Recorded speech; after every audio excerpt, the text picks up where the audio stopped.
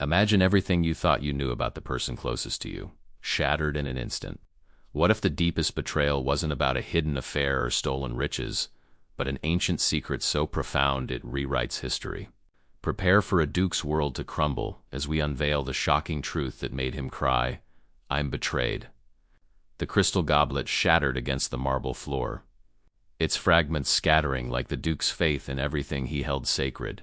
Edmund Blackthorne, Duke of Ravenshollow, stood frozen in the doorway of his private study, his piercing blue eyes wide with disbelief. The woman he had loved for 3 years, the woman who had shared his bed and his deepest confessions, stood before his open safe with documents clutched in her trembling hands. "I'm betrayed." The words tore from his throat like a primal scream, echoing through the vaulted ceiling of his ancestral home. Lady Cordelia Ashworth turned slowly, her raven hair cascading over shoulders that once provided him comfort, now seeming foreign and dangerous. Her emerald eyes, which had gazed at him with what he believed was pure love, now held something he couldn't quite identify. Was it guilt, fear, or something else entirely? For 3 years Edmund had built his world around this woman. She had appeared at court like a vision, claiming to be the daughter of a distant lord from the Scottish Highlands. Her intelligence matched his own, her wit challenged him, and her passion ignited fires he never knew existed within his disciplined heart. He had been preparing to propose marriage, had already spoken to the king about securing her hand. Now she stood before him like a thief in the night, holding what appeared to be his most sensitive correspondence with foreign dignitaries. The duke's hands trembled as he stepped closer, glass crunching beneath his leather boots. "How long," he whispered, his voice breaking, "how long have you been playing me for a fool?" But even as the words left his lips, something nagged at him. The documents she held weren't the ones he expected a spy would steal. They were older, much older, bearing seals he barely recognized. And the look in her eyes wasn't the calculating coldness of a betrayer caught in the act. It was something far more complex, tinged with what looked almost like sorrow. Edmund's world had always been one of absolutes: loyalty or betrayal, truth or deception, power or submission. He ruled his duchy with an iron fist wrapped in velvet diplomacy, and he had believed Cordelia understood and respected that world. She had seemed to thrive in it, navigating court politics with a grace that both impressed and intrigued him. Now, staring at her in this moment of apparent treachery, he felt the very foundations of his reality beginning to crack like ice under spring sun. The immediate confrontation stretched between them like a taut bowstring. Edmund's breathing was ragged, his usually immaculate appearance disheveled from rushing through the corridors after being alerted by his guards that someone had breached his study. Cordelia remained motionless, the stolen documents pressed against her chest as if they were precious rather than damning. The silence that followed his accusation was deafening, broken only by the distant sound of rain beginning to patter against the tall windows. "Edmund," she finally spoke, her voice carrying an odd quality he had never heard before, ancient somehow, as if the words came from a place far deeper than her throat. "You don't understand what you're seeing." Her response infuriated him further. Here was his betrayer, caught red-handed, and she had the audacity to suggest he was the one who misunderstood. But something in her tone gave him pause. There was no panic in her voice, no desperate scrambling for excuses. Instead, she spoke with a weight that seemed to press against the very air in the room. The Duke's immediate reaction was a desperate search for answers that made sense in his ordered world. He began pacing, his mind racing through every shared moment, every whispered confidence, every passionate night, looking for signs he had missed. Had her questions about his family history been mere curiosity or careful intelligence gathering? Had her interest in the ancient wing of the castle been romantic exploration or strategic reconnaissance? Each memory now felt contaminated, viewed through this new lens of suspected betrayal. "Speak," he commanded, his voice rising to match the growing storm outside. "Tell me what game you've been playing, what foreign power you serve, what you hoped to gain." But even as he demanded answers, Edmund noticed something that didn't fit his narrative of betrayal. Cordelia wasn't attempting to flee. She wasn't making excuses or denying what he had witnessed. Instead, she was watching him with an expression that seemed almost protective. It was as if she were the one afraid for him rather than afraid of him. The confrontation intensified as Edmund approached her, his anger warring with a confusion that grew stronger with each step. The documents in her hands seemed to glow in the firelight, their aged parchment and unfamiliar symbols catching his attention despite his fury. These weren't the military correspondence or trade agreements he would have expected a spy to steal. These were genealogical records, ancient family trees, documents he barely remembered storing in his safe because they had seemed irrelevant to his modern concerns. Cordelia finally moved, but instead of backing away from his approach, she stepped forward. "Before you condemn me," she said, her voice carrying that same strange depth, "you need to know the truth about what these documents contain, about what they say about you, about your bloodline, and about why I really came to find you." Her words stopped Edmund in his tracks. This wasn't the confession of a spy or the plea of a caught deceiver. This was something else entirely, something that made his heart pound for reasons he couldn't yet comprehend. The Duke felt his carefully constructed understanding of the situation beginning to shift, like sand beneath his feet. The woman before him wasn't behaving like any betrayer he had ever encountered or heard described. She wasn't running, wasn't lying, wasn't even trying to manipulate him with tears or pleas for forgiveness. Instead, she was standing her ground with a dignity that seemed to come from a source he didn't recognize, holding documents that apparently contained information about his own family that he didn't even know existed. As the rain intensified outside, drumming against the windows with increasing urgency, Edmund found himself caught between his trained response to betrayal and a growing sense that he was missing something crucial. The immediate scene of apparent treachery was beginning to blur around the edges, replaced by questions that had nothing to do with foreign spies or political machinations. Who was this woman, really? What did those ancient documents contain? And why did her eyes hold such profound sadness when she looked at him, as if she were the one who had been betrayed? The seeds of doubt that would ultimately transform his understanding of everything were already taking root in Edmund's mind. The woman he thought he knew was revealing depths he had never imagined. Depths that had nothing to do with deception and everything to do with secrets so old they predated the very foundations of his ancestral home. The Duke's world was about to expand far beyond the comfortable boundaries of betrayal and vengeance, into territory where the very nature of truth itself would be called into question. His desperate search for answers had only just begun, and already he could sense that the explanation he would eventually receive would be nothing like what he expected. The immediate scene of apparent betrayal was merely the surface of something vast and ancient, something that would require him to question not just Cordelia's motives, but his entire understanding of his own identity and place in a history much larger and more mysterious than he had ever imagined possible. The confrontation between them hung in the air like a sword about to fall, but the nature of that confrontation was already beginning to shift. Edmund's cry of "I'm betrayed" still echoed in the room, but beneath it, a different kind of revelation was stirring, one that would transform betrayal into something far more complex and ultimately more profound than simple treachery. The ancient documents in Cordelia's hands seemed to pulse with secrets that had been waiting centuries to be revealed, and the Duke was about to discover that some betrayals are actually the first steps toward a truth too vast and wonderful to be contained by conventional understanding. The storm outside grew stronger, as if nature herself were responding to the momentous shift about to occur within the walls of Ravenshollow Castle. What had begun as a simple story of caught deception was evolving into something that would challenge every assumption Edmund held about love, trust, identity, and the very nature of the world he thought he ruled with such certainty. Edmund's internal struggle between his hurt and a nagging doubt that the story wasn't complete would only deepen from this moment forward. The woman before him held more than stolen documents. She held the key to understanding a lineage and destiny that would redefine not just their relationship, but his entire conception of what was possible in a world he was about to discover was far more magical and ancient than he had ever dared to believe.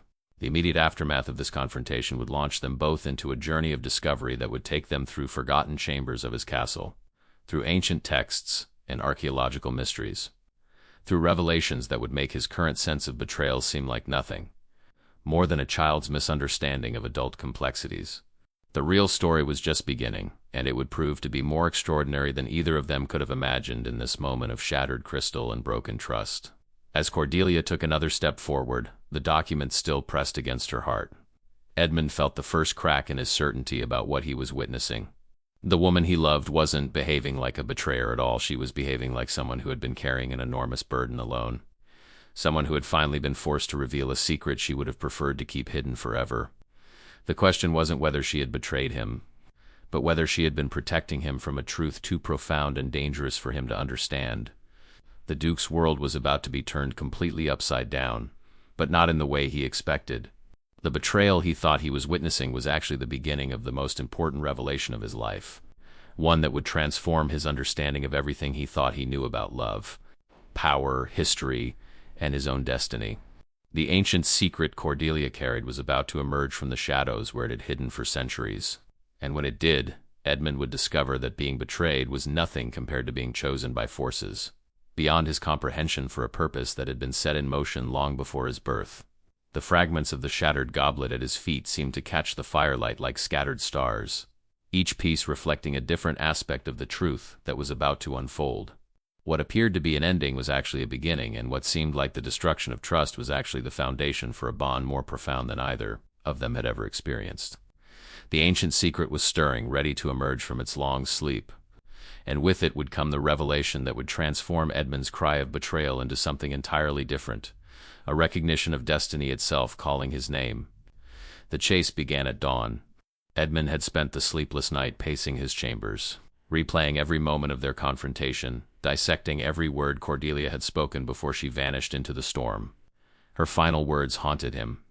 "The truth about your bloodline changes everything." She had pressed one of the ancient documents into his trembling hands before disappearing through the hidden passage behind his bookshelf, a passage he never knew existed in his own home. Now, with his fastest horse beneath him and his most trusted guard captain, Sir Marcus, riding alongside, Edmund pursued the only lead he had. The document bore the seal of an abbey that had been abandoned for over 2 centuries according to local legend. St. Morgana's sanctuary lay deep in the Thornwood Forest, a place his people avoided, claiming it was cursed. As they rode through the morning mist, Edmund studied the parchment again, noting symbols that seemed to shift and dance when he wasn't looking directly at them. "Your Grace," Marcus called out, his weathered face concerned. "The horses are growing restless. They sense something in these woods." Indeed, Edmund's stallion was becoming increasingly agitated, its ears flattened and nostrils flaring as if detecting a scent that filled it with instinctual fear. The very air seemed thicker here, charged with an energy that made Edmund's skin prickle and his pulse quicken. When they finally reached the ruins of St. Morgana's sanctuary, Edmund understood why the locals feared this place. The stone walls seemed to absorb light rather than reflect it, and strange vines covered the structure in patterns too geometric to be natural. But it was the sound that truly unsettled him, a low humming that seemed to emanate from the earth itself, as if the ground were alive with some ancient power. Cordelia emerged from the shadows of the ruined chapel like a ghost materializing from another realm. She had changed from her court gown into simple brown robes that seemed to shimmer with their own inner light. Her hair was unbound now, flowing freely in ways that defied the still air, and her eyes held depths that Edmund had never noticed before, depths that seemed to hold centuries of knowledge and sorrow. "You came," she said, her voice carrying that same otherworldly quality he had noticed during their confrontation. "I wasn't certain you would be brave enough to follow where this path leads." She gestured to the ruins around them, and Edmund noticed that her movements seemed to cause the very stones to pulse with faint luminescence. "This place has been waiting for you, Edmund, waiting for nearly 300 years. Sir Marcus drew his sword instinctively, but the blade began to glow with the same ethereal light as the ruins, and he stared at it in shock before looking to his duke for guidance. Edmund raised a hand, signaling for calm, though his own heart was racing. Nothing in his education, his military training, or his years of political maneuvering had prepared him for whatever force was at work in this place. Cordelia approached them slowly, her bare feet seeming to float above the moss-covered stones rather than walk upon them. "The documents you found in your safe aren't just genealogical records, Edmund. They're a prophecy about the return of the Shadowbane bloodline and its destined guardian." She paused before him, close enough that he could see his own reflection in her unnaturally bright eyes.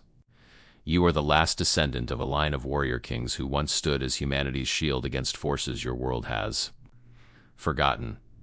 The humming in the ground intensified, and suddenly the ruins around them began to restore themselves. Stones lifted from the forest floor and settled back into their original positions. Vines retreated to reveal intricate carvings that told the story of battles between human warriors and creatures of shadow and flame. Windows of colored glass materialized from nothing, depicting scenes of heroes wielding weapons that blazed with holy light. "Your ancestors didn't just rule land and people," Cordelia continued, her form beginning to shimmer as if she were becoming translucent. "They were the guardians of the veil, the protectors who kept the demons of the Shadow Realm from breaking through into this world. For 3 centuries that duty has lain dormant, waiting for one with the strength to take up the mantle." She reached out and touched Edmund's chest. directly over his heart, and he gasped as power surged through him like liquid fire. The transformation was instantaneous and overwhelming. Edmund could suddenly see the world as it truly was, not just the physical realm of stone and flesh, but the spiritual dimensions that overlaid it like translucent sheets of reality. He saw the protective barriers that surrounded sacred places, the ley lines of power that connected ancient sites, and most terrifyingly, the cracks in the veil where darkness pressed against the boundaries of his world. "You're not human," he whispered, the realization hitting him like a physical blow. Cordelia smiled sadly, and her disguise finally fell away completely. Her skin took on a pearl-like luminescence, her ears elongated into delicate points, and wings of gossamer light unfurled from her shoulders. She was beautiful beyond mortal comprehension, but her beauty carried the weight of ages and the sorrow of one who had watched civilizations rise and fall. "I am one of the seraphim," she revealed, her voice now carrying harmonics that seemed to resonate in Edmund's bones. "For 3 years I have walked among mortals, searching for the one who could awaken the dormant power of the Shadowbane line. I have watched you, tested you, and yes, loved you in ways that surprised even me." Tears like liquid starlight ran down her cheeks. "But my mission was always greater than my personal desires." The restored abbey around them pulsed with increasing intensity, and Edmund realized that his very presence was activating ancient mechanisms that had been dormant for centuries. Weapons materialized on pedestals that rose from the stone floor, swords that burned with inner fire, shields that seemed to be forged from solidified moonlight, armor that moved and breathed as if alive. "The Shadow Realm has been preparing for this moment," Cordelia explained, gesturing toward the eastern horizon where storm clouds were gathering with unnatural speed. "Their scouts have already begun crossing over. The disappearances in your duchy over the past months weren't the work of bandits or wolves. They were harvesting souls to fuel their invasion." She turned back to him, her expression fierce with determination. "You felt betrayed because you thought I had deceived you about who I was. But the real deception was letting you believe you were merely mortal." Sir Marcus, who had been standing in stunned silence throughout this revelation, finally found his voice. "His voice," he said, his tone filled with awe rather than fear. "The old legends, they were all true. The songs the bards sang about your great ancestor, Duke Aldrich the Lightbringer. They weren't just stories." Edmund's mind reeled as memories that weren't his own began to surface. Genetic. Memories passed down through his bloodline, awakened now by Cordelia's touch and the proximity to this sacred place. He saw his ancestors in battle against creatures of living shadow, wielding weapons that could cut through dimensions themselves. He felt their courage, their determination, and their absolute commitment to protecting innocent lives from horrors beyond imagination. The storm clouds on the horizon suddenly split open, and shapes began to pour through, writhing masses of darkness that defied description, moving across the landscape like a plague of living nightmare. In the distance, Edmund could hear the screams of his people beginning, could see the lights of his castle flickering and going dark one by one. "Choose," Cordelia said, her wings spreading wide as she prepared for battle. "Remain the duke you thought you were and watch your world burn. Or become the guardian you were born to be and stand with me against the darkness." She held out her hand to him, and he could see power flowing from her fingers like liquid light. "But know that once you accept this destiny, there will be no returning to the simple life you knew." Edmund looked at the weapons arrayed before him, then at the approaching army of shadows threatening everything he held dear. His people, not just his subjects, but every man, woman, and child in his realm, were counting on him whether they knew it or not. The betrayal he had felt seemed insignificant now compared to the magnitude of what was at stake. Without hesitation, he reached for the sword that seemed to call to him, its blade erupting into flames of pure gold the moment his fingers closed around the hilt. Power coursed through him unlike anything he had ever experienced, and he understood that his life as Duke Edmund Blackthorn was ending, even as his true existence as a guardian of the Vale began. "I choose to fight," he declared, his voice resonating with newfound authority that seemed to shake the very foundations of reality. Cordelia's smile was radiant as she took his free hand, and together they rose into the air, supported by wings of light that had sprouted from Edmund's own shoulders. The ancient secret was revealed at last, not a betrayal, but a calling that transcended mortal understanding. As they flew toward the approaching darkness, Edmund realized that everything he had lost in learning the truth paled in comparison to everything he had gained. The woman he loved was not human, and neither truly was he. They were warriors in a cosmic battle that had been raging since the dawn of time, and finally, after 3 centuries of dormancy, the Shadowbane line had awakened to take its place on the front lines of that eternal war. The immediate aftermath of this revelation left Edmund's mind spinning with implications that extended far beyond personal relationships. He was no longer just a duke responsible for a few thousand subjects. He was a guardian responsible for protecting the entire mortal realm from forces that sought to consume it. The woman he had accused of betrayal was actually his destined partner in a mission that would define the fate of 2 worlds. Below them, the Shadow Realm's invasion force spread across his lands like spilled ink. But Edmund no longer felt helpless against it. The power flowing through him was ancient and vast, connected to a source of light that existed beyond the boundaries of any single world. Cordelia flew beside him, her own radiance pushing back the darkness wherever they passed. And he understood that together they formed something greater than the sum of their parts. The battle that was about to begin would test everything he had learned about courage, sacrifice, and love. But for the first time since discovering Cordelia in his study, Edmund felt certain about his path forward. The betrayal had transformed into destiny. The broken trust had become unbreakable partnership. And the end of his old life had become the beginning of something magnificent and terrible and utterly necessary. As they descended toward the first wave of shadow creatures threatening his castle, Edmund's last thought as a merely mortal duke was a prayer of gratitude for the ancient secret that had shattered his comfortable illusions and revealed the extraordinary truth of who he really was. The darkness awaited, but so did the light, and he was finally ready to claim his birthright as a warrior of both. The first strike of his blazing sword against the shadow creatures sent shockwaves through both realms, where the golden flames touched the writhing darkness. The creatures didn't simply die, they were purified, transformed back into the lost souls they had once been before their corruption. Edmund watched in amazement as the spirits of his missing subjects materialized from the dissolving shadow forms, their expressions confused but grateful as they faded into peaceful rest. "You're not just destroying them," Cordelia called out as she wielded spears of pure light against a cluster of demons attempting to breach the castle walls. "You're freeing them. That's the true power of the Shadowbane bloodline, not just to destroy darkness, but to redeem it." Her words carried over the sounds of battle, and Edmund felt a surge of understanding that went beyond mere combat techniques. The Shadow Army, sensing that their usual tactics were ineffective against this new threat, began to change their approach. Instead of direct assault, they started to weave illusions, creating false versions of Edmund's memories to confuse and disorient him. Suddenly, he was reliving his confrontation with Cordelia, but this time she was laughing at him, mocking his naivety.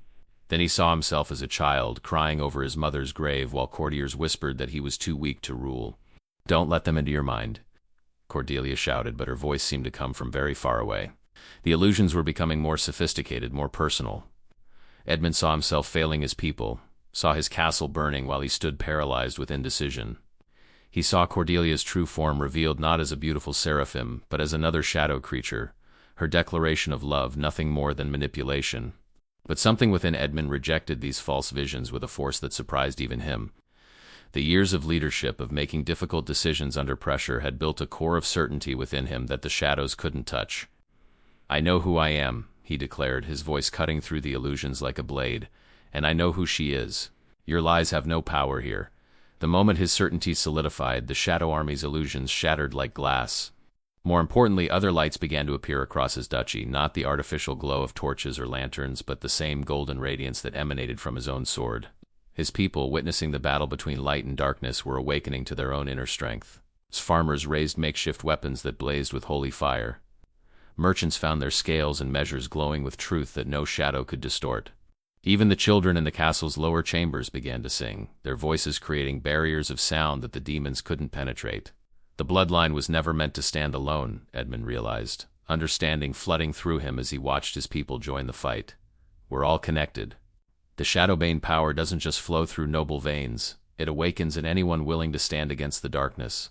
He turned to Cordelia, who was now surrounded by a rotating shield of starlight, her face radiant with joy at his discovery. Finally she breathed, her wings spreading wider as more power flowed through her. "You understand. The Guardians weren't kings ruling over subjects, they were catalysts, awakening the potential that exists within every soul. Together, they rose higher above the battlefield, and Edmund could see the true scope of what was happening. His entire duchy was transforming into a beacon of light that pushed back against the Shadow Realm's invasion. The demons, faced with an entire population that had suddenly become their natural enemies, began to retreat. But their withdrawal wasn't a defeat, it was a regrouping. Through the tears in the veil, Edmund could see vast armies assembling in the Shadow Realm. Creatures of nightmare that made the current invaders look like mere scouts. And at their head, a figure of such darkness that looking directly at it made his divine weapons flicker and dim. "The Shadow King," Cordelia whispered, following his gaze. "He's been waiting for this moment." When a true guardian would arise and reveal the location of the mortal realm's heart, her expression grew troubled as she studied the assembling forces. "Our victory here was expected. We've played directly into his strategy." Edmund felt a chill that had nothing to do with the wind at their altitude. "You mean this was all a trap? The invasion, the awakening of my power, all of it designed to make me reveal myself?" The implications were staggering. If the Shadow King had orchestrated everything, then even Cordelia's mission to find him might have been manipulated. "Not manipulated," Cordelia said, reading his thoughts with the intimate connection that now existed between them, "but anticipated. The Shadow King has been playing a game that spans millennia, and he's very good at turning his enemies' strengths into weaknesses." She gestured toward the retreating demon army. "But there's something he didn't account for. The fact that you would awaken not just your own power, but your people's as well. Below them, the citizens of Raven's Hollow were organizing themselves into defensive formations that seemed to arise from instinctual knowledge. Blacksmiths were forging weapons that hummed with power they didn't understand but somehow knew how to create. Healers were discovering that their remedies now carried properties that could cleanse shadow corruption. Even the castle's cats were exhibiting supernatural awareness, their eyes glowing as they stalked creatures invisible to normal sight. "We need allies," Edmund declared, his tactical mind already working on the larger problem. "If the Shadow King has been planning this for millennia, then somewhere in our world there must be others like us, other bloodlines, other guardians who've been waiting for the call to arms." He looked at Cordelia with new determination. "You found me. There have to be others you can find as well." Cordelia's smile held both hope and sorrow. "There are," she confirmed, "but awakening them will require us to split up. The bloodlines are scattered across the known world, some sleeping so deeply they've forgotten their true nature entirely." She touched his face gently, her fingers trailing light across his skin. "And some are already awake but fighting their own battles, unaware that their struggles are part of a larger war." The decision to separate, even temporarily, felt like tearing away part of his newly discovered soul. But Edmund understood the necessity. "How long?" he asked, already dreading the answer. "The equinox approaches," Cordelia replied, indicating the strange convergence of celestial bodies visible through the dimensional tiers above them. "When the barriers between realms are thinnest, the Shadow King will make his true assault. We have perhaps a fortnight to gather our forces." She began to glow brighter, preparing for the journey ahead. "Can you hold this realm's heart until then?"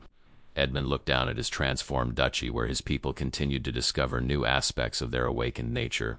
Children were learning to weave light into protective barriers. Elderly scholars were finding that ancient texts now revealed previously invisible passages describing defensive rituals. The very stones of his castle were beginning to resonate with harmonics that strengthened the veil rather than weakened it. "We'll hold," he promised, though the words carried more weight than any vow he'd ever made as a duke. "But Cordelia, when you return, will you still be?"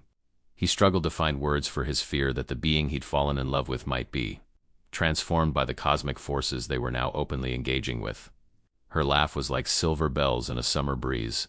"I will always be the woman who watched you struggle with diplomatic correspondence and smiled at your unconscious habit of drumming your fingers when you're thinking deeply." Her expression grew serious. "But I will also be something more, just as you are becoming something more. The question isn't whether we'll change, Edmund. It's whether we'll change together or apart." The parting was swift. Necessarily so, before either of them could lose the resolve to do what duty demanded. Cordelia rose into the dimensional rift above them, her form becoming a streak of light that shot across the sky toward distant lands. Edmund descended to his castle's highest tower, where he could oversee the transformation of his realm and prepare his people for the trials ahead. Sir Marcus was waiting for him, no longer the simple soldier Edmund had known, but something approaching a paladin. His ordinary sword now wreathed in flames that responded to his will. "Your Grace," he said, then corrected himself with a slight smile. "Guardian, the people are asking for guidance. They can feel the power within them, but they don't know how to use it properly." Edmund nodded, understanding that his role was evolving from ruler to teacher, from commander to inspiration. Gather the captains, the guild masters, the priests, anyone who holds authority or respect among our people. We need to organize this awakening before it becomes chaos. He paused, looking out over his transformed domain, and send word to the neighboring duchies. They need to know what's coming, even if they won't believe it until they see it themselves. The days that followed were unlike anything in recorded history. Edmund found himself balancing the practical concerns of governance with the mystical responsibilities of guardianship. Food stores needed to be secured for a siege that might last beyond normal seasons. Weapons had to be blessed and enchanted by people who were learning magic even as they practiced it. Children showed aptitudes for abilities that had no names in their language, requiring new forms of education and training. Most challenging of all was the psychological adjustment his people faced. Farmers who had spent their lives worried about crop yields were suddenly sensing the health of the land itself, feeling the pain of corruption and the joy of purification. Merchants found themselves able to detect lies and deceptions that went far deeper than simple fraud. Guards discovered they could see through illusions and disguises that would have fooled them completely just weeks before. "It's as if we've all been living half-blind," reported Captain Sarah of the Castle Guard, her eyes now carrying flecks of gold that hadn't been there before her awakening. "I can see the shape of people's intentions now, the color of their fears and hopes. How did we ever govern effectively without this awareness?" Edmund understood her confusion because he felt it himself. The expanded perception that came with his guardian abilities made his previous methods of leadership seem primitive by comparison.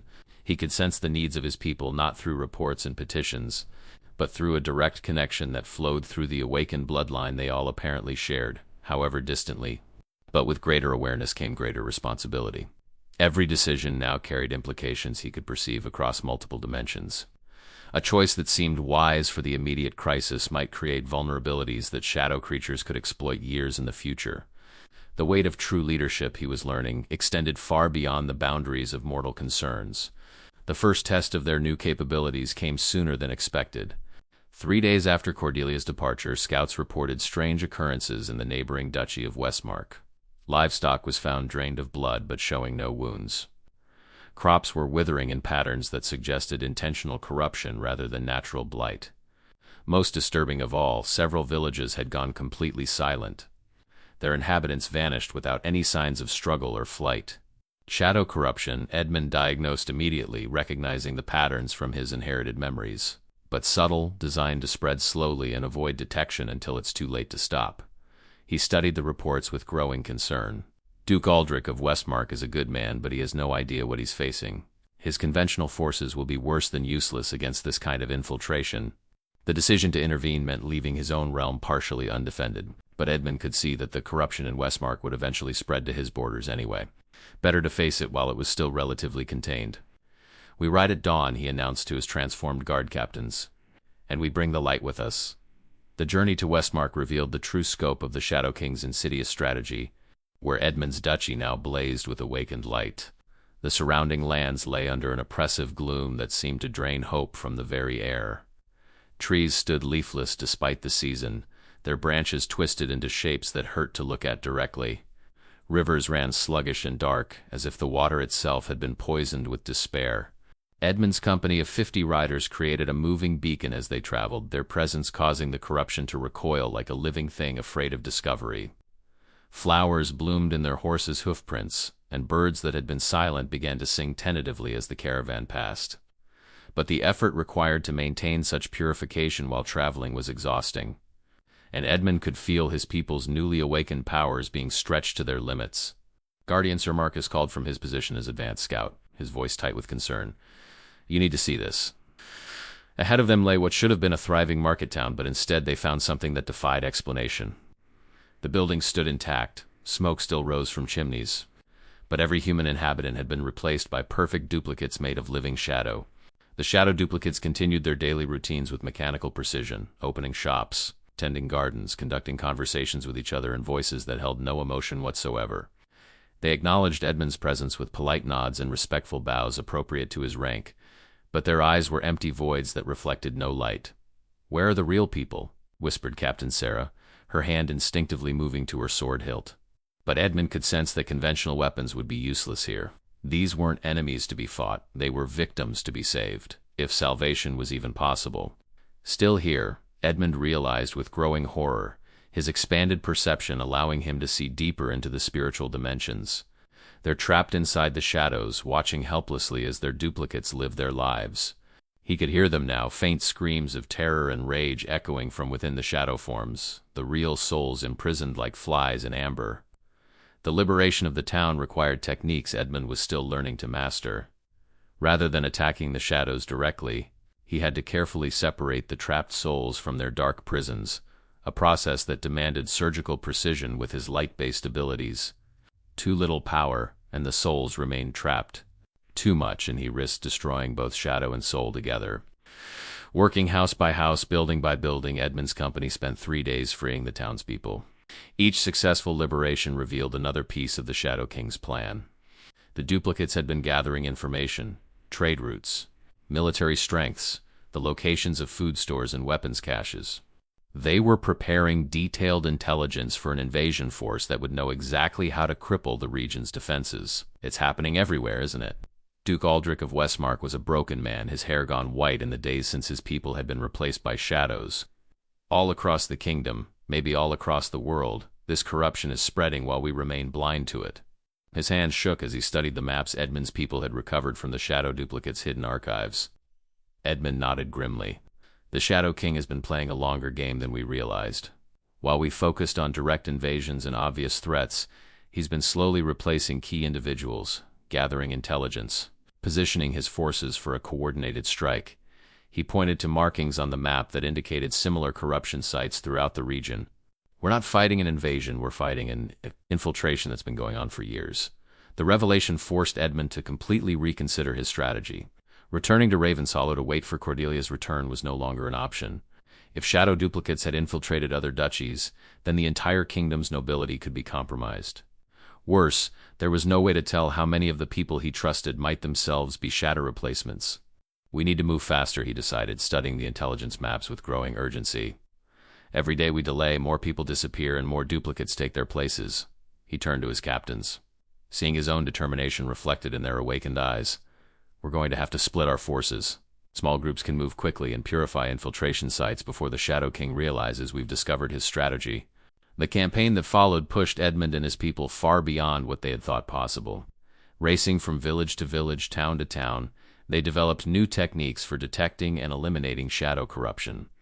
Children proved surprisingly adept at sensing duplicates, their innocent perception not yet clouded by adult assumptions.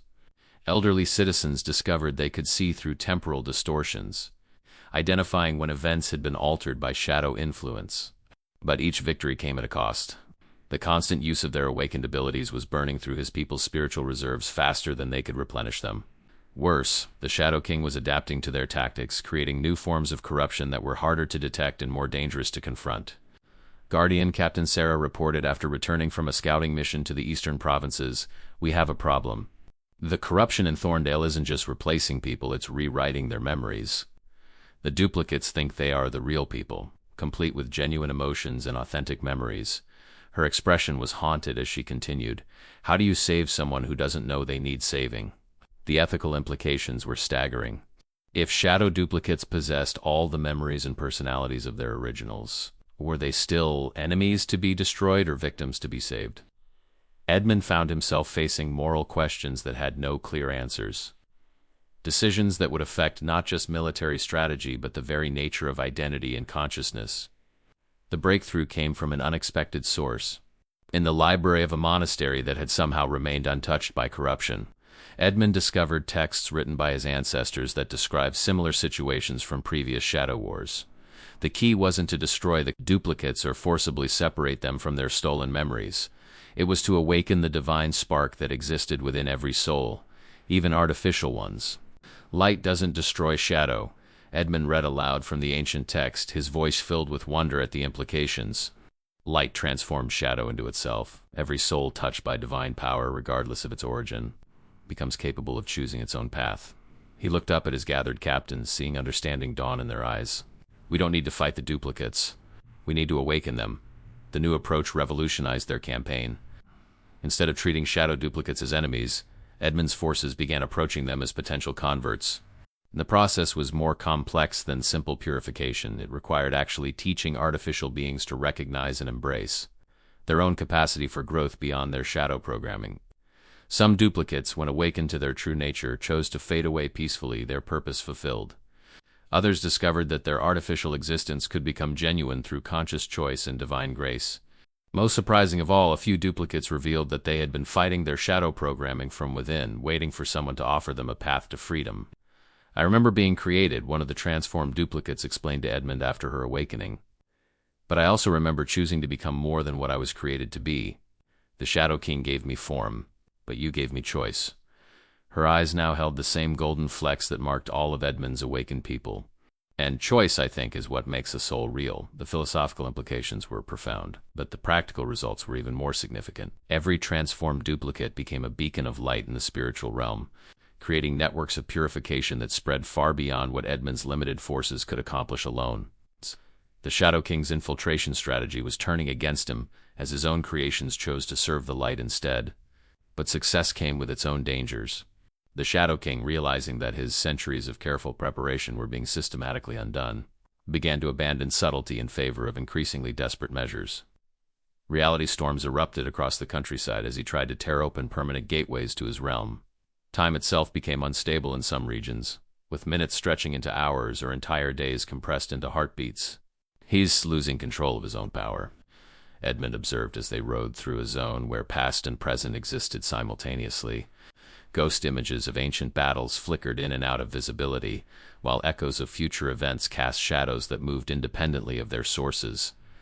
"The Shadow King is so desperate to prevent his defeat that he's willing to risk destroying both realms." The message arrived through means that transcended ordinary communication, a pulse of pure thought that reached every awakened soul simultaneously. Cordelia's voice spoke directly into their minds, carrying urgency that made Edmund's heart race with both hope and dread. "The gathering is complete. 5 bloodlines awakened, 12 seraphim descended, and armies of light assembling across 7 kingdoms. But the Shadow King moves tonight. If you can hear this, converge on the Nexus. The final battle begins at sunset." Edmund had never heard of the Nexus, but somehow he knew exactly where it was, the point where all ley lines converged, where the barriers between realms were thinnest, where the fate of both worlds would ultimately be decided.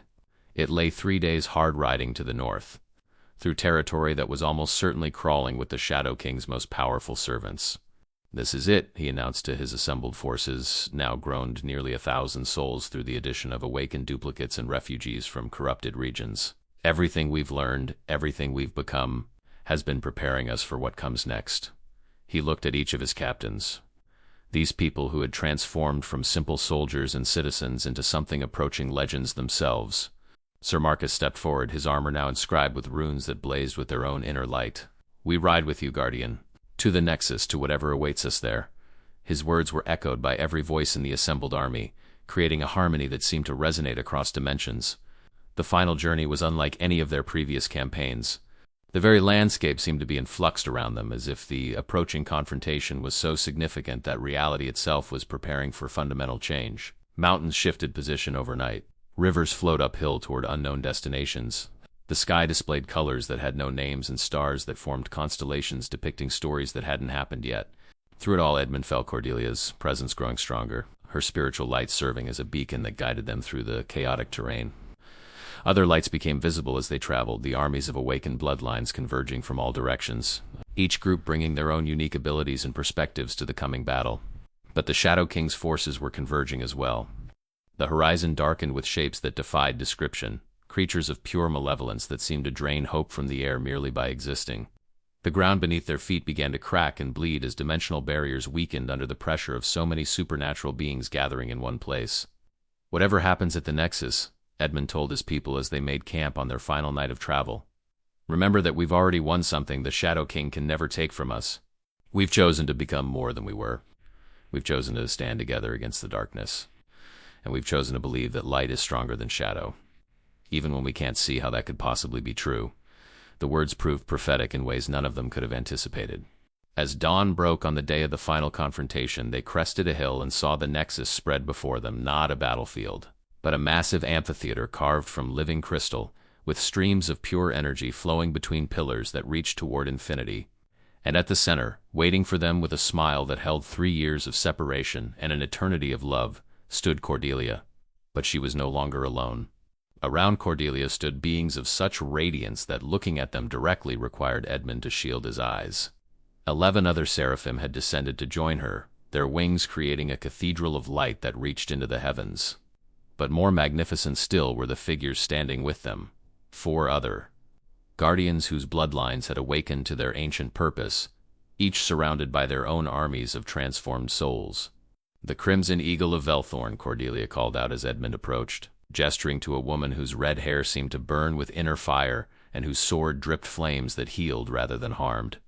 "The Silver Wolf of Nordheim," she continued, indicating a massive man whose very presence caused ice to form beautiful crystalline patterns in the air around him. "The Golden Serpent of the Southern Reaches, whose wisdom spans centuries." This was a figure whose age was impossible to determine, their skin bearing scales that reflected infinite possibilities. "And the Iron Raven of the Eastern Kingdoms, master of the forge that creates weapons from pure will," each guardian acknowledged. Edmund with recognition that transcended their first meeting. They had been connected across vast distances by the awakening of their shared destiny, their souls linked in ways that made words unnecessary. Together they represented the 5 points of an ancient star, a configuration of power that hadn't been assembled since the first Shadow War began. The Shadow King chose that moment to make his entrance, and even the assembled forces of light fell silent at his appearance. He didn't emerge from a portal or tear his way through dimensional barriers.